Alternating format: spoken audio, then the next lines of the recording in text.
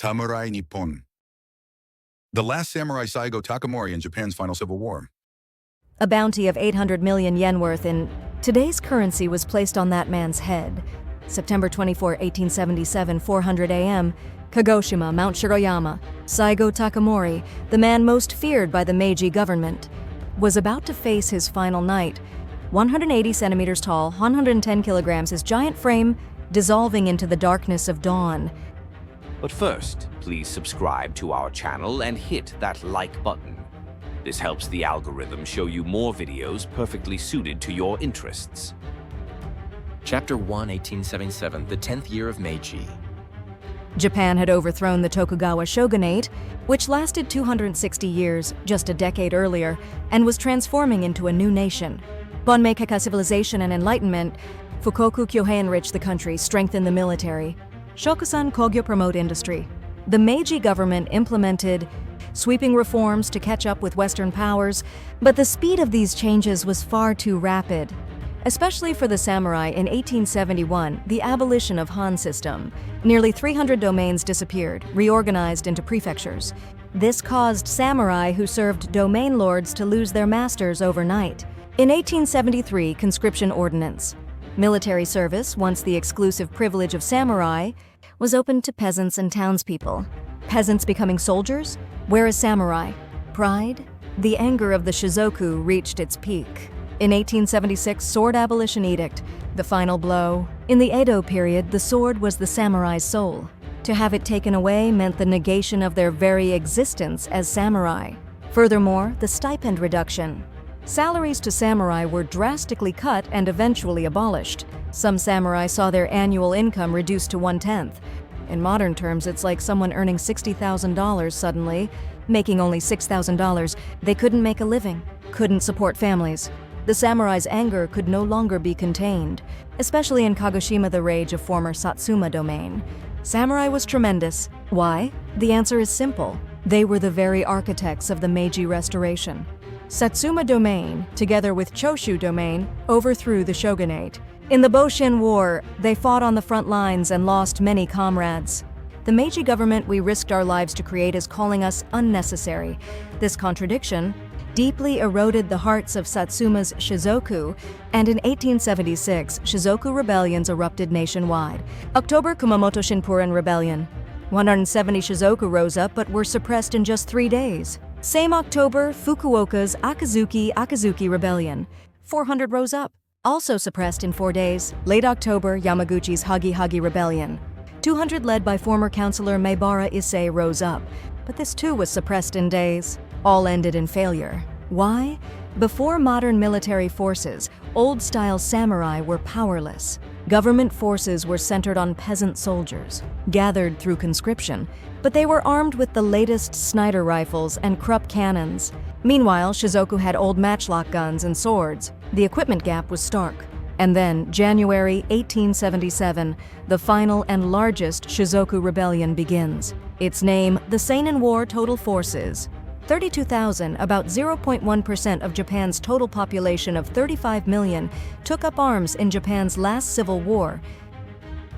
Chapter 2. At the center of this war was Saigo Takamori. 180 centimeters tall, 110 kilograms. In an era when the average Japanese man was 155 centimeters, this physique was that of a giant. Saigo was born into a lower-ranking samurai family in Satsuma domain. His childhood name was Kokichi.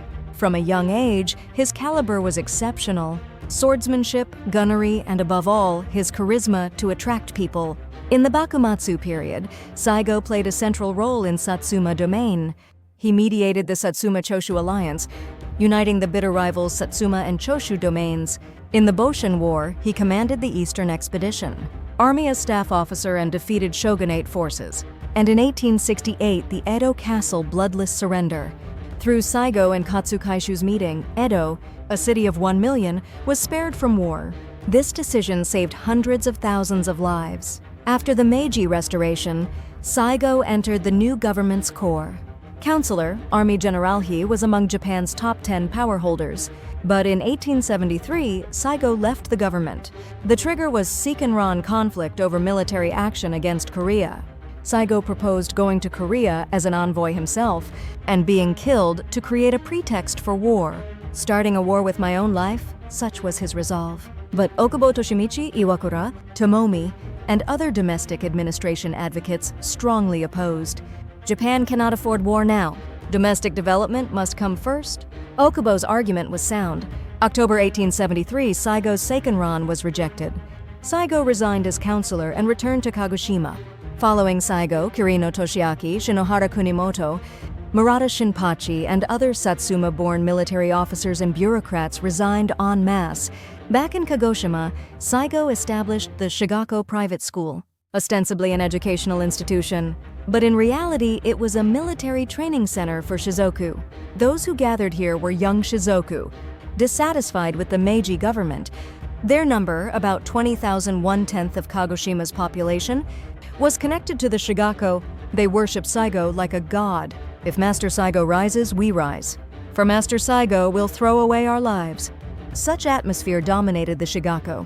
Meanwhile, the Meiji government in Tokyo, at its center was Saigo's former comrade Okubo Toshimichi, 165 centimeters tall. In contrast to Saigo, thin with a nervous-looking countenance, but his intellect was the sharpest in the Meiji government. Okubo was from the same Satsuma domain and childhood friends with Saigo. Together, they overthrew the shogunate and created a new Japan. Comrades and brothers in arms. But now, the two were about to become enemies. Okubo loved Saigo, but for the sake of the nation, he would show no mercy even to old friends. That was Okubo's creed. Okubo's diary contains these words: "If I leave Saigo alone, Japan will collapse in civil war. But if I strike him down, I become a demon." Friendship or nation? Okubo chose the nation. January 1877, events rapidly unfold. The government's secret plan to raid Kagoshima's powder magazine and seize weapons was discovered. Enraged, Shigako students raided the powder magazine. They seized weapons and ammunition. Now, war cannot be avoided. Saigo was pressed by his students' fervor, or rather, he could no longer stop them. There's no turning back now. Saigo finally decides to raise an army. Early morning, February 15th, the Satsuma army departs from Kagoshima. Total force 32,000. Destination Kumamoto Castle, Kyushu's largest fortress. Chapter 3, Satsuma Army 32,000. Kumamoto Castle defenders merely 4,000. In terms of numbers, overwhelmingly favoring the Satsuma army, everyone thought so. But here, the Satsuma army made a fatal mistake. Saigo chose not to storm the castle, but a siege strategy. Surround the castle, and they'll surrender when food runs out, Saigo judged. But Kumamoto Castle's commander, Tani Tateki, was no ordinary man. Tani was from Tosa Domain, a Boshin war hero and cool-headed tactician. Tani had anticipated the siege, and he had stockpiled massive amounts of food inside the castle. Rice, miso, salt, dried fish enough for 10,000 men to endure for 3 months. February 22nd, the Satsuma army's siege begins. But Tani was unfazed. If we hold out in a war of attrition, government reinforcements will come. We just need to endure until then. And thus began a 54-day siege. The first month went relatively smoothly. Morale was high with stockpiled food. But entering March, food began running out. When rice ran out, they ate mixed grains. When grains ran out, they ate horses. When horses ran out, they boiled and ate leather boots. When boots ran out, they dug up and ate tree roots inside the castle. Soldiers collapsed one after another from malnutrition, but Tani never surrendered. Each day we endure, government forces draw closer. If we surrender here, Kumamoto falls to the Satsuma army. This conviction of Tani's defended the castle. And March 20th, government reinforcements finally arrive. Total forces 60,000, double the Satsuma army's strength. Moreover, government forces were equipped with the latest gear. Sniper rifles, breech-loading rifles firing 10 rounds per minute. Meanwhile, Satsuma army's matchlocks managed only 1 round per minute. Krupp cannon's latest German-made artillery, range of 3 kilometers. Satsuma army's old cannon's 1 kilometer limit. The equipment gap was now hopeless. At this point, the war's outcome was decided, but Saigo did not retreat. No, he could not retreat. Behind him were 20,000 young men who trusted him with their lives. I cannot abandon these young men, that was Saigo's answer. March 20th to April 14th, the Battle of Tabaruzaka. This was an important road connecting Kumamoto and Kagoshima. Satsuma Army 13,000 versus government forces 30,000, 17 days of fierce battle. Rain continued falling, the slope covered in blood and mud. Gunfire, cannon fire, screams echoed all day. Government forces overwhelmed the Satsuma army with massive firepower. But the Satsuma army didn't withdraw. In close combat, Satsuma samurai skilled in swordsmanship had the advantage. In 17 days, about 4,000 from both sides died, average 235 per day, 6 times Japan's modern traffic fatality rate. Ultimately, the Satsuma army lost. They abandoned Tabaruzaka and retreated south. From April to August, the Satsuma army fought fierce battles across various locations, Yoshitsu Pass, Hitoyoshi, Miyazaki, but all ended in defeat. Before modern weapons, samurai courage was powerless. The Satsuma army's forces decreased day by day. 32,000 became 20,000, then 10,000, then 5,000, then 1,000. Ammunition ran out. Food ran out. Medicine ran out. Still, Saigo fought on. August 15th, the Satsuma army finally retreats to Kagoshima City. Now, only 300 men remained, 1/100th of their starting force. In 7 months of fighting, over 30,000 had vanished. Chapter 4. September word, the Satsuma army abandons Kagoshima City and holes up on Mount Shiroyama. Mount Shiroyama, small mountain 107 meters high. This would be the final battlefield. From the summit, Kagoshima City and Sakurajima were visible, the homeland scenery where Saigo was born and raised.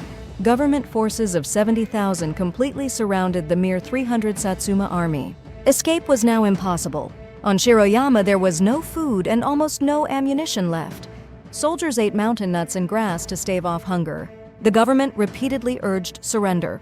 Saigo's younger brother, Saigo Sugamichi, came to persuade his elder brother. "Brother, enough. Please surrender." Sugamichi tearfully pleaded. Old friend Kuroda Kiyotaka also came to persuade. "Saigo-san, your life is Japan's treasure. Please live." But Saigo shook his head. "It's too late now," that was Saigo's answer. Why did Saigo choose death?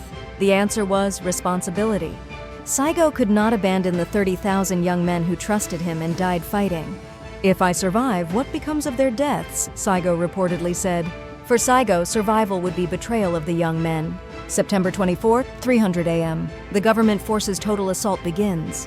70,000 soldiers simultaneously began advancing toward Shiroyama. 3:30 a.m. bombardment begins. Krupp cannons, mortars, field guns, every artillery piece fired upon Shiroyama. The entire mountain was engulfed in flames. Gunfire, thunder of cannons, screams, trees shattered, rocks shattered, people shattered. Gunsmoke covered Shiroyama, visibility 0. 400 a.m., Saigo Takamori's final moment arrived. Saigo emerged from the cave and gazed toward Sakurajima. Then he slowly began walking toward government forces. Gunfire rang out. Bullets struck Saigo's abdomen and thigh. Saigo fell. Saigo spoke to Beppu Shinsuke at his side. "Shindon, this is enough." Beppu Shinsuke, Saigo's comrade and Shigako executive. He would perform the Kaishaku-assisted suicide. Beppu drew his sword. His hands trembled. Master Saigo Beppu's voice shook. Saigo quietly closed his eyes. Beppu's sword flashed. Saigo Takamori, age 49, Japan's last samurai, thus perished. 4:30 a.m., Battle of Shiroyama ends. The Seinan War ends. September 24th, 1877, Japan's civil war ended here. Chapter.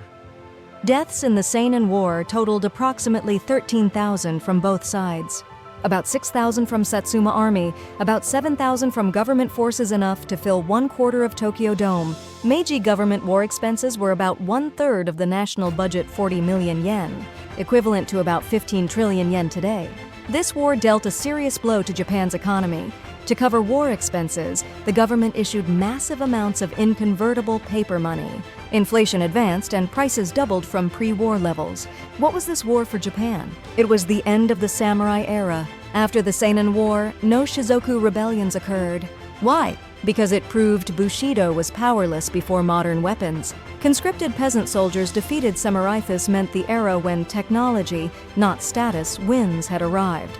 The Meiji government established authority through this victory. Thereafter, Japan rapidly modernized, but Saigo's death left deep scars in Japanese hearts. Saigo was beloved by the people. Saigo-san, people called him that affectionately. When Saigo died, many people cried, even government soldiers who were supposed to be enemies. Okubo Toshimichi, who struck down Saigo, was assassinated on May 14th the following year. The perpetrators were Shimada Ichiro and other Shizoku from Ishikawa Prefecture. They loved Saigo. We won't forgive the man who killed Saigo-san. That was the motive. Okubo was struck 6 times with swords in his carriage and died, age 47, 2 years younger than Saigo. The man who killed Saigo-san Okubo continued to be called that. But Okubo's diary contained these words. Saigo, I'm sorry, but it was for the nation. Okubo loved Saigo, but he chose the nation. That anguish never left him until death. Saigo and Okubo both tried to save Japan by different paths, and both lost their lives on those paths. How should we modern people evaluate Saigo? Was he a fool who opposed the times? Or was he the last samurai who never abandoned his comrades? There is no single answer.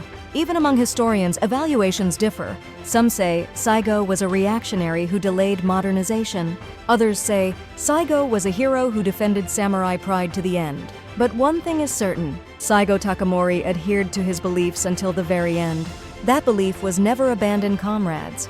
Even as times changed, even as defeat was certain, Saigo fought with the young men and died with them. That was Saigo's Bushido. His way of life still moves many Japanese hearts today. The Saigo statue in Ueno Park. Every day, many people visit and pay respects. Saigo Takamori, he will be forever remembered as Japan's last samurai. Ending? 147 years since the Seinan War, Japan has not experienced civil war since. Such prolonged peace is unprecedented in Japanese history, but that peace rests on the foundation built with blood by Saigo and others. The 30,000 young men who fought in the Seinan War, most left no names, but their sacrifice created today's Japan. History is built upon sacrifice. Like, subscribe to explore the samurai world you never knew. Comment and tell us what history you want to know next. Your vote decides the next video. Samurai Nippon. See you next time.